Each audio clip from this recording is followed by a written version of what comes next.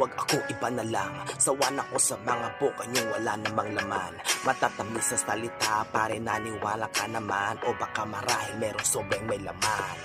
Pero okay lang naman, basta alam mo ang dapat mong iboto. Marami na ang dumaan, bakit pa nagpapakabobo? Ito ang tamang panahon, di nyo na maloko. Piliin ang karapat dapat ilagay sa trono. Dapat natin kilatisin, huwag ka pa padala sa tono. Di yun dahil pwede na dahil kilala ang loko. Kaya dapat huwag kang magpakito.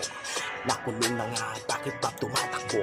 Kaya para sa akin di nagbago sa Pinas. Sa atin lang naman kasi mabagal ang batas.